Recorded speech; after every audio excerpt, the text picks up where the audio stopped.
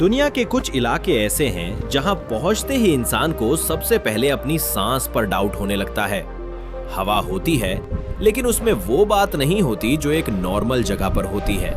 पहली नजर में सब कुछ ठीक लगता है, आसमान, पहाड़, खुला एनवायरनमेंट। लेकिन जैसे ही इंसान चलना स्टार्ट करता है, बॉडी तुरंत सिग्नल देना शुरू कर देती है कि यहाँ कुछ अलग है। ये अलगपन हवा में छुपा होता है। ऊंचाई बढ़ने के साथ साथ हवा पतली होती चली जाती है। इसका मतलब ये नहीं कि हवा खत्म हो जाती है, बल्कि उसमें ऑक्सीजन की मात्रा कम हो जाती है। और ऑक्सीजन ही वो चीज है जिसके बिना इंसान ज्यादा देर तक सरवाइव नहीं कर सकता। इसी वजह से जब कोई इंसान प्लेन से सीधा इन ऊंचाइयों पर पहुंचता है तो उसका बॉडी तुरंत रिएक्ट करता है। सांस तेज हो जाती है, हार्ट रेट बढ़ जाता है और छोटी सी मूवमेंट भी हैवी लगने लगती है। ये रिएक्शन नेचुरल है। बॉडी कोशिश कर रही होती है कि कम ऑक्सीजन में भी काम चलाया जा सके। कई लोग इस कंडीशन को इग्नोर कर देते हैं, लेकिन धीरे धीरे सिम्टम्स स्ट्रॉन्ग होने लगते हैं। सर भारी लगता है, चक्कर आते हैं, कभी कभी नौसिया तक फील होता है। और अगर कंडीशन और सीरियस हो जाए तो इंसान को सीधा नीचे लाना पड़ता है। इस फिनोमिनन को हाई एल्टीट्यूड सिकनेस कहा जाता है। ये एक वार्निंग है, एक सिग्नल कि बॉडी अभी इस एनवायरनमेंट के लिए रेडी नहीं है।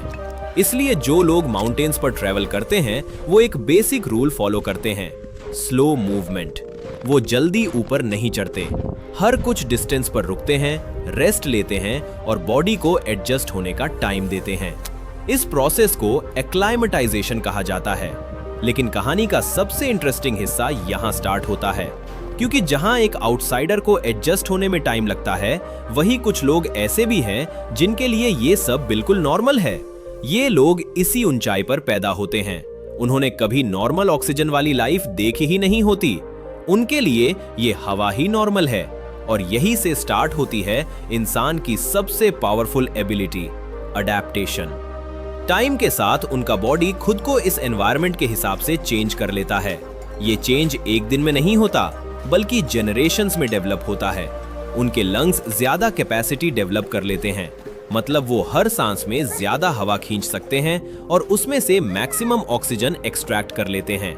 उनके ब्लड में हीमोग्लोबिन की मात्रा भी ज्यादा होती है। हीमोग्लोबिन वो एलिमेंट है जो ऑक्सीजन को बॉडी के हर हिस्सा तक पहुंचता है। ज्यादा हीमोग्लोबिन का मतलब है कम ऑक्सीजन में भी बेटर परफॉर्मेंस। इसी वजह से जहां एक आउटसाइडर खड़े रहने में स्ट्रगल करता है, वहीं लोकल लोग आसानी से चल फिर सकते हैं, काम कर सकते हैं और अपनी डेली लाइफ कंटिन्यू रखते हैं। और यहाँ की लाइफ रुकती नहीं है। सुबह होती है और लोग अपने काम में लग जाते हैं। कोई खेती करता है, कोई जानवरों को संभालता है, कोई छोटे बिजनेस चलाता है। उनके पास लिमिटेड रिसोर्सेज होते हैं, लेकिन उन्होंने अपनी लाइफ को उन्हीं रिसोर्सेज के अराउंड सेट कर लिया होता है। फार्मिंग यहाँ इजी नहीं होती, सॉइल हर जगह फर्टाइल नहीं होती और ग्रोइंग सीजन भी छोटा होता है। लेकिन फिर भी लोग कुछ न कुछ उगा लेते हैं, जो मिलता है उसी में एडजस्ट कर लेते हैं। वाटर भी हर जगह इजीली अवेलेबल नहीं होता, कई बार दूर से लाना पड़ता है। और ये सब काम उन जगहों पर हो रहा होता है जहां एक नॉर्मल इंसान खड़े रहने में ही स्ट्रगल करे। बच्चों की लाइफ भी यहाँ अलग होती है। उनके लिए स्कूल जाना सिर्फ पढ़ाई नहीं होता, बल्कि एक डेली जर्नी होती है। वो पहाड़ों के बीच से गुजारते हैं, लंबी दूरी चल के स्कूल पहुंचते हैं। ये सब उनके लिए रूटीन है। उनका बॉडी और उनका माइंडसेट दोनों इस एनवायरनमेंट के हिसाब से सेट हो चुका होता है। लेकिन इसका मतलब ये नहीं है कि उनकी लाइफ इजी है। चैलेंजेस हर जगह हैं। हेल्थ केयर यहाँ एक बड़ा इशू है।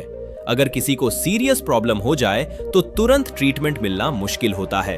हॉस्पिटल्स दूर होते हैं और रोड्स हर जगह अवेलेबल नहीं होती। कई बार लोगों को घंटों तक ट्रैवल करना पड़ता है सिर्फ एक डॉक्टर तक पहुंचने के लिए। इमरजेंसी सिचुएशन में ये डिले डेंजरस हो सकता है। वेदर भी यहाँ एक अलग चैलेंज है। कभी अचानक बर्फ गिरने लगती है, कभी हवा इतनी तेज चलती है कि बाहर निकालना मुश्किल हो जाता है। रात में टेम्परेचर इतना गिर जाता है कि एक्सट्रीम कोल्ड कंडीशन बन जाती है। इस सब के बीच भी जिंदगी रुकती नहीं है। लोग अपने घर में रहते हैं, फैमिली के साथ टाइम स्पेंड करते हैं, अपनी कल्चर को फॉलो करते हैं। शादी होती है, फेस्टिवल्स मनाए जाते हैं। जिंदगी अपने तरीके से चलती रहती है। और सबसे इंटरेस्टिंग बात यह है कि यहाँ के लोग अपनी लाइफ को स्ट्रगल के रूप में नहीं देखते। उनके लिए ये सब नॉर्मल है। वो कंप्लेन नहीं करते क्योंकि उन्होंने इसी एनवायरनमेंट को एक्सेप्ट कर लिया है। उनके लिए कंफर्ट का मतलब अलग है, उनके लिए सक्सेस का मतलब अलग है। ये जगह उनके लिए सिर्फ एक टफ लोकेशन नहीं, ये उनका घर है। और शायद इसी वजह से इंसान हर जगह एडजस्ट कर लेता है। चाहे हवा कम हो, चाहे जिंदगी मुश्किल हो, इंसान रुकता नहीं। वो धीरे धीरे अपने आप को बदल लेता है और फिर वही जगह जो पहले इम्पॉसिबल लगती थी, उसकी नॉर्मल लाइफ बन जाती है।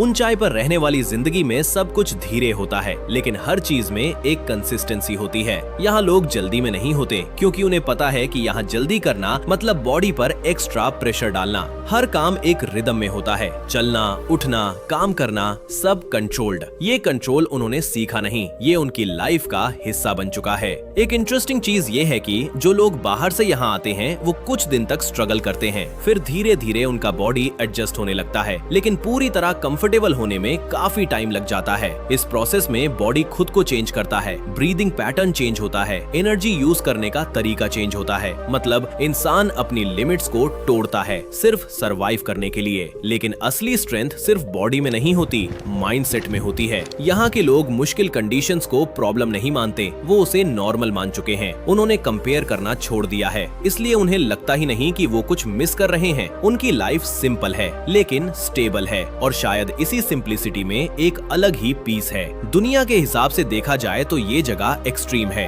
कम oxygen, hard weather, limited resources, लेकिन यहाँ के लोगों के हिसाब से ये सब नॉर्मल है। यही इंसान की असली ताकत है। वो हर कंडीशन में जीना सीख लेता है, चाहे हवा कम हो, चाहे जिंदगी मुश्किल हो, वो रुकता नहीं, वो एडजस्ट करता है, और फिर वही जगह जहाँ दूसरे लोग टिक नहीं पाते, उसकी पूरी जिंदगी बन जाती है। ये थी कहानी लद्दाख की। वीडियो पसंद आए दोस्तों तो लाइक, सब्सक्राइब, कमेंट जरूर करें। फिर मिलते हैं ऐसे ही दुनिया की अमेजिंग स्टोरी में।